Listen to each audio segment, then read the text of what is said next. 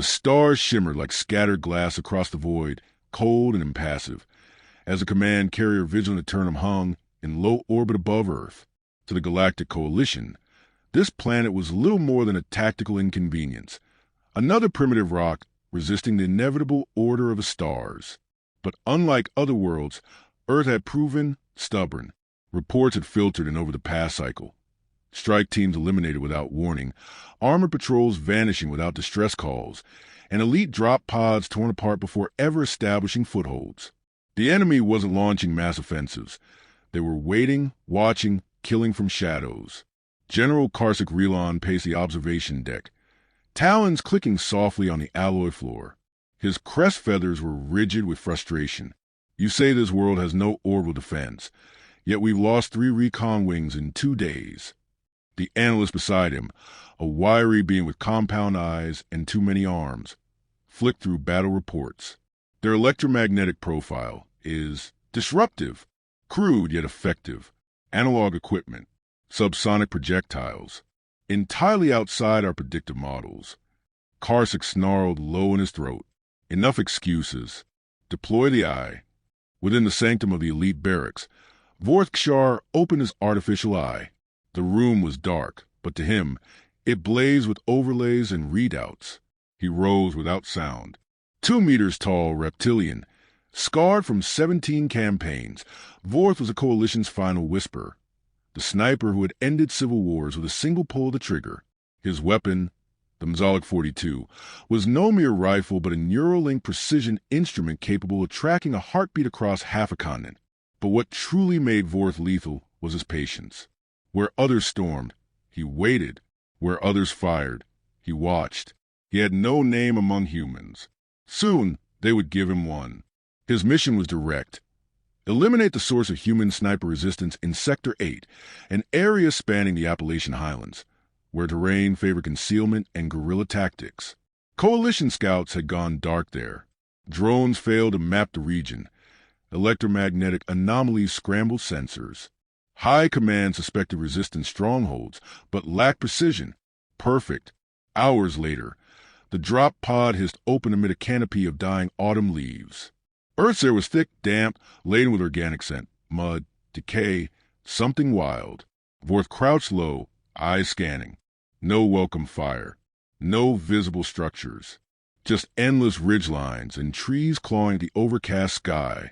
He blinked, toggling through vision modes. Thermal, infrared, motion prediction. Nothing. He moved like liquid shadow through the brush, each footfall calculated. Leaves didn't crunch beneath his steps. He paused to mark positions, triangulate angles. A good sniper measured not just where the shot would land, but where the enemy might think he was shooting from. The forest was quiet. Too quiet. Wildlife avoided war zone, but this felt observed. Vorth's first kill came 40 minutes after insertion. A human scout, high in a pine tree, scanning with binoculars. Poor camouflage. Vorth fired once. The body tumbled silently to the forest floor. But he didn't linger.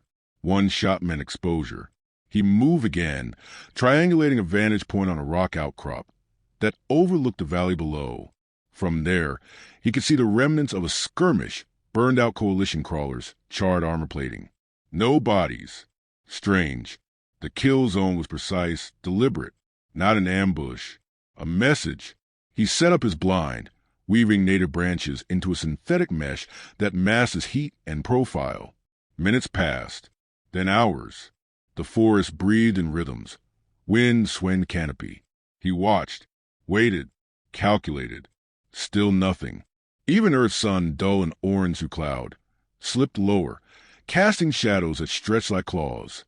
Then, at 1700 local time, he caught the glint. A flash, barely perceptible, half a kilometer northeast. Could be sun off glass, or optics. He snapped his rifle to position, magnifying tenfold. Nothing but a rock. Still, he fired a suppression round, its impact cracking the stone apart. For a moment, dust hung in the air. No movement. He marked the site, shifted angle, and crawled 20 meters west to a second overlook. A minute passed, then another, and then, behind him, Just 3 meters left of his original position. A soft thump. Vorth spun. Nothing. Just a leaf disturbed. His scope swept the trees. No heat. No movement. Yet the unease remained, curling under his armor like frost. He tapped his comms. Sector 8 deployed. No resistance. Continuing overwatch. A pause. Then static. No response. He tried again. Command, repeat. This is Vorthshar. Comms integrity failing. Signal boost required. Still silence. He didn't panic. Not yet. He'd been in black zones before. But the timing was convenient. The glint returned. Same place. Identical angle.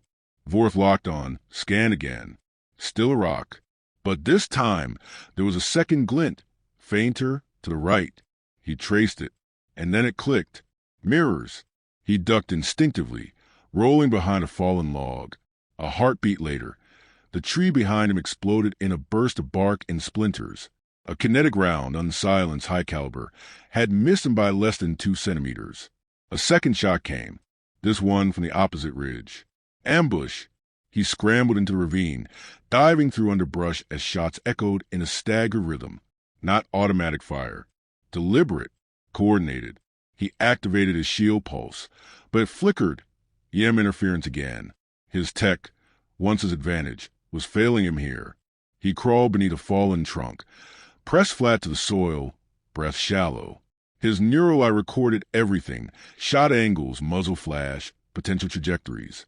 There were at least 2 shooters, maybe more, and they weren't missing because they couldn't hit him.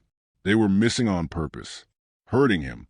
He narrowed his eye and whispered himself in his native tongue, a phrase drilled into him during childhood on the storm plains of Zyros.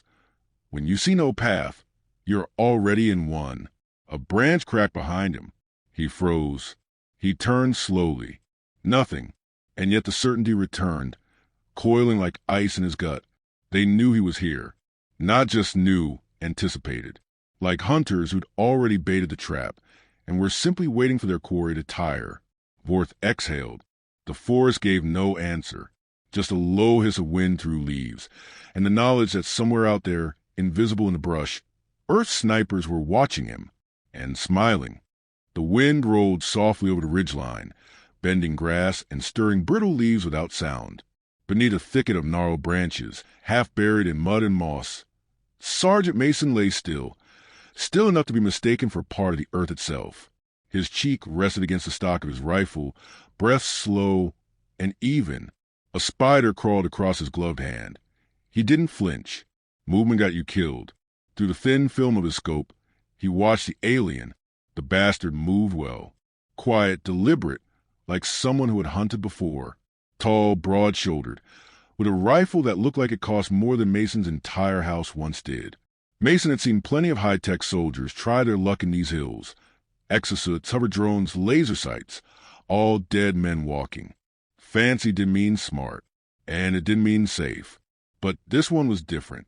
The alien had already dodged 2 trap shots and avoided every decoy planted along the western slope. He was analyzing, adjusting, learning. Mason hated when they learned. His radio buzzed softly in his ear. Visual. He clicked his tongue twice, affirmative. Another voice. You want the shot? He hesitated. The alien was moving again, shifting along the edge of a granite outcrop. Perfect angle for a headshot, but Mason didn't fire. Negative, he whispered, barely audible. Too early. Let him dig his own grave. Silence followed. The team trusted him. In this war, patience was the best weapon they had. The Coalition sent machines, algorithms, and shock troops. Earth sent ghosts. 3 clicks came through the comms. A warning. Motion detected to the north. Mason adjusted his scope, swept the tree line. No movement, no shimmer, no glint of metal. Just trees, old and gnarled like something from forgotten age. And somewhere beyond them, death waited for someone. The alien paused, tilted its head slightly, as if listening to the forest itself. Mason smiled thinly. That meant it was starting to feel it. The weight, the silence, the sensation of being watched by something it couldn't see. The Appalachians were older than the Coalition, older than war. They knew how to hide their teeth. He switched to thermal briefly, just enough to confirm. No signature as expected. These aliens pumped out so much heat they glowed like bonfires, but the one below had gone cold. He was masking his temperature now. Clever, but the trick had its limits. Humans had learned to track movement, displacement, timing, and the forest whispered secrets to those willing to listen. Down the slope, a twig cracked. Not near Mason, near Corporal Jennings' position.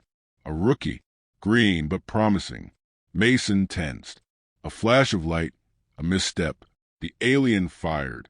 Mason didn't flinch as the shot echoed, sharp and surgical. But he recognized the sound. That was no warning shot. It was a kill. Jennings, he called low and sharp. Nothing. He waited 10 seconds. Still nothing. Damn it, Mason muttered. The alien hadn't just located Jennings. It had baited him. Used silence the same way humans did. That changed the math. He shifted left, inch by inch, toward a better firing position. Underneath the mossy overhang, the smell of damp earth filled his nose. The woods closed in tighter the farther one crawled, like the planet itself was curling inward to protect its own. Vorkshar, though he didn't know the sniper's name, was moving again. He was good, no, excellent. Mason had seen high-value coalition units before, but this one worked like a predator. He never backtracked, never hesitated. He adapted, and that made him dangerous. But Earth had something no data feed could prepare an alien for. It had Mason. He slowed his breathing. The rifle became part of his bones. He tracked the alien's movement as it crossed through a low ravine, every step calculated to avoid natural choke points. There was no clear line of fire. Mason didn't need one. He planted a small reflector dish in the soil beside him, angled toward a narrow creek bed 50 meters away. Another mirror, already positioned, would catch the sunlight through the trees and throw a flicker of light across the alien's path. 5 minutes passed, then 10, then the glint returned, right where it needed to. The alien froze, raising its weapon. Mason watched as it zeroed in on the decoy flash, fired once, and dropped back into cover. Perfect. The shot echoed for miles, reverberating off the hills. And then Mason saw what he'd been waiting for. A ripple, barely perceptible, in the brush. Not the alien. Something on his back. A scout drone, peeking up to recon the shot site. A tiny movement, a sliver of tech. He squeezed the trigger. The bullet punched through the underbrush, caught the drone mid-hover, and shattered it in a silent burst of sparks. No energy surge, no alert, just sudden absence. He waited. The alien didn't react. Smart, didn't take the bait. But Mason knew he'd felt it. He could feel the tension in the air, like a stretched wire ready to snap. The alien was being hunted now. Mason adjusted again. The light was changing, cloud cover thickening. That meant thermal would get trickier. Shadows lengthened. Every leaf became a mask. Every silence became a question. His earbud crackled. Multiple contacts, ridgeline. Could be advanced squad. He thought about that. The alien had likely marked this spot for reinforcement. They always try to bring in fire teams once their elite couldn't handle it alone. He clicked once. Hold position. I've got this. Vorth was moving again, but now his confidence had frayed. He scanned erratically, tracked too fast. The precision was still there, but it wavered under pressure. That was all Mason needed. An edge. The sergeant's finger hovered over the trigger. But he didn't fire. Not yet. Instead, he shifted back, crawling toward a secondary position. He would let the alien feel safe again. Let him believe he'd cleared the threat. Then, when the next squad landed and the trap fully closed, Mason would take his real shot. Because the mission wasn't just to kill the eye. It was to break him. Let him see every shadow as a threat, every rustle as the end. Let him carry that fear back to his generals.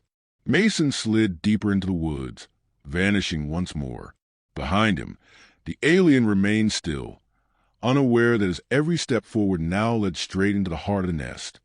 The night fell quickly in the Appalachians, wrapping the forest in a dense shroud of black and damp silence. Vorth Kshar sat beneath a twisted oak, back to the trunk, breathing shallowly. The mission had not gone as planned. What was meant to be a surgical extraction, locate and eliminate, had evolved into something more primal, a test of instincts. Survival. His left shoulder throbbed from the drone's sudden destruction. He hadn't heard the shot, hadn't seen the tracer. It was as if the forest itself had swatted it out of the air. Worse, the humans had stopped firing. That disturbed him. He preferred noise, activity, something to map and respond to. Silence was worse. Silence meant strategy. A faint whisper reached him, not through sound, but through sensation. The awareness of being watched had returned, stronger than before. He scanned the treetops, the hollows, the ridgelines. Nothing, not even birds. The humans didn't control this terrain. They were part of it. Vorth pulled a data spike from his utility belt and jammed it into the dirt. A second followed. They began mapping residual energy distortions, building a passive scan. Not as effective as active pulse, but safer. It gave him a sense of volume, of pressure zones, of shape. A shape approached. He turned his rifle, swept slowly, and caught movement. A figure, humanoid, crouched low and moving with confidence. Not one of the scattered scouts. This one wore heavier armor, matte and weather-worn. Vorth zoomed in. The human knelt beside one of the shattered drones, examined the wreckage, then vanished into the brush again without pause. It wasn't carelessness. It was message. He knew Vorth was watching. This was no ordinary soldier. Vorth leaned back against the oak and closed his neural eye briefly, accessing stored patterns, profiles, previous encounters. No match. Whoever this was operated outside known tags. Unregistered. Probably not part of the command hierarchy. That meant he was one of the true locals. The ones who didn't exist on coalition maps. The ones they feared. The sniper nest. It wasn't a place. It was a doctrine, and Vorth was inside it now. He opened his eye again. His fingers danced across the rifle's side, adjusting range parameters. The forest shifted subtly as the temperature dropped. Fog curled low across the floor. Vorth smiled faintly. Mist favored the patient. A flicker to his left. A rustle. He snapped his weapon up and fired once. Clean shot, dead center. But only a rabbit leapt into the air, torn mid-bound. It thudded to the ground in a heap of fur and twitching limbs.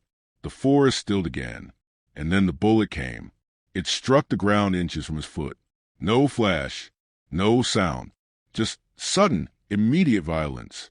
Vorth rolled behind a boulder, cursed silently, and counted the angle. It hadn't come from the direction of the rabbit. No, this one came from above. High elevation, opposite ridge. He tapped coordinates into his visor and overlaid the trajectory. His estimation narrowed to a single ridgeline crest, and the pattern clicked. They were triangulating him. Every movement, every reaction, every counterfire, they'd recorded it, fed it into a model. They weren't just waiting for him to fail. They were building a map of his instincts, sculpting a perimeter around his own logic, slowly tightening it. Vorth moved. He abandoned his perch, slithering across rock and root, avoiding clear lines of sight. The soil was damp, clinging to his armor. He disabled his motion enhancer, moving purely under muscle. His eye flickered. Another heat bloom, subtle, not human. A scout drone? No, it blinked out too fast. He found a hollow beneath a downed tree, wedged himself inside, rifle ready. He aimed toward the triangulated ridge, pulse steady. 20 seconds passed, then 30. His retinal display pulsed with scan data, minor displacement patterns in the foliage, sudden weight distribution changes. And then, a shimmer, not of light, but of presence. He fired. The shot tore through the night, followed by a half-scream, half-snarl. Something hit the ground. Vorth bolted from the hollow and approached slowly, scanning.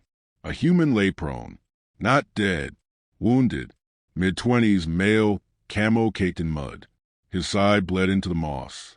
Vorth kept his rifle raised. You're not the one I've been tracking. The man smiled through bloodied teeth. Doesn't matter. He blinked rapidly. Something in his cheek twitched. Vorth stepped closer. The man whispered, too slow. The earth beneath Vorth detonated. Not a full explosion, but a concussive force. It launched him backward, armor absorbing most of the impact. His visor cracked. Systems blinked. When he regained focus, the body was gone. No trail, no signal. It hadn't been bait. It had been a test. They were testing his willingness to engage, measuring his aggression, probing how deep his instincts went before they'd trigger a mistake. Vorth rose, armor groaning, and for the first time he felt it, not anger, not confusion. Respect. These weren't rebels. They were surgeons, philosophers of war. He checked his chrono. Reinforcements were scheduled to land in 3 hours. They'd expect a clear zone. He'd failed to make one.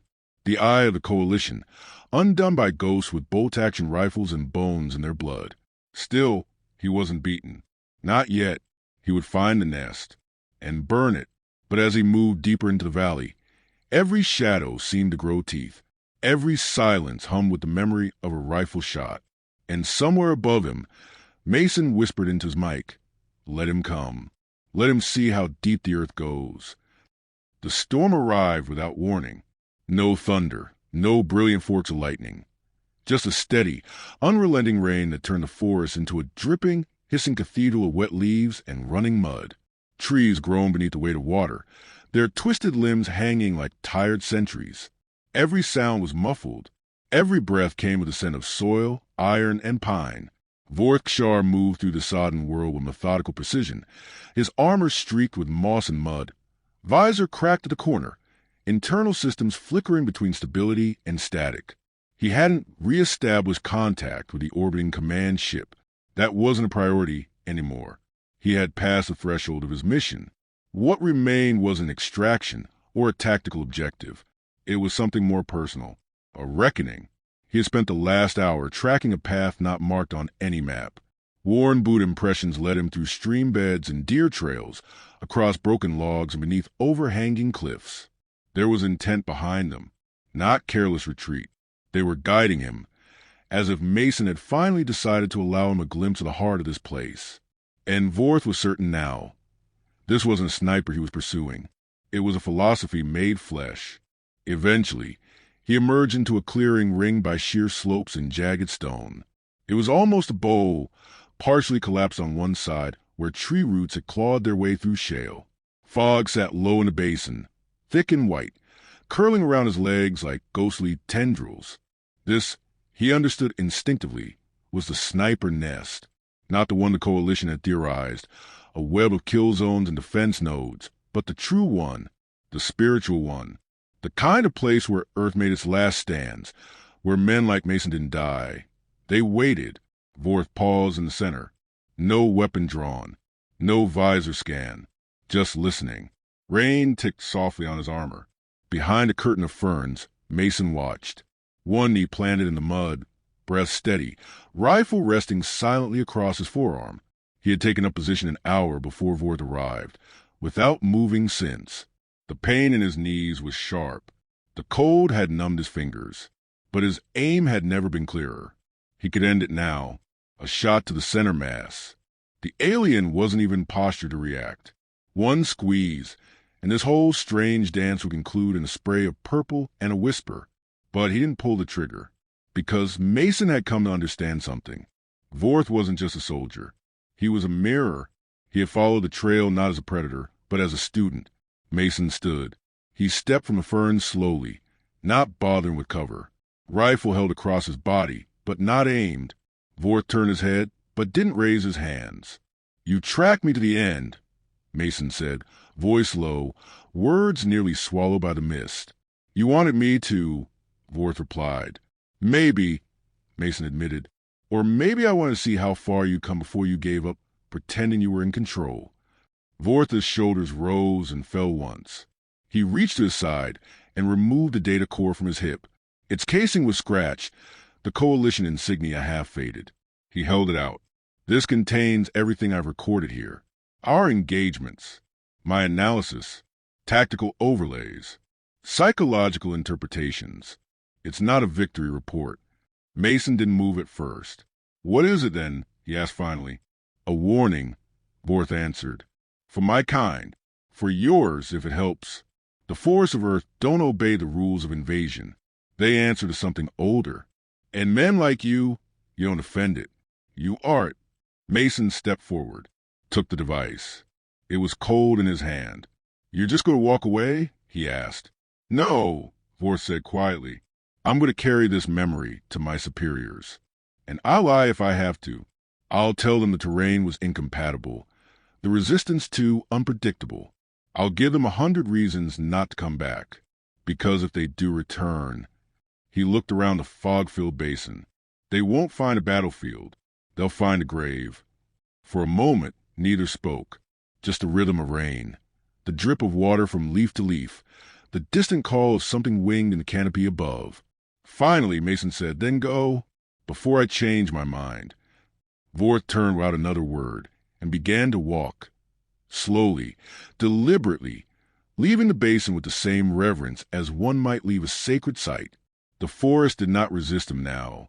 No gunfire, no traps, just the soft parting of leaves as they made way. Mason stood alone once more. He looked down at the data core, then across the stones to a rusted ammunition tin half buried in the roots of an old oak. Inside it were mementos, brass shell casings, fragmented comm units, the tags of allies who had died in these woods.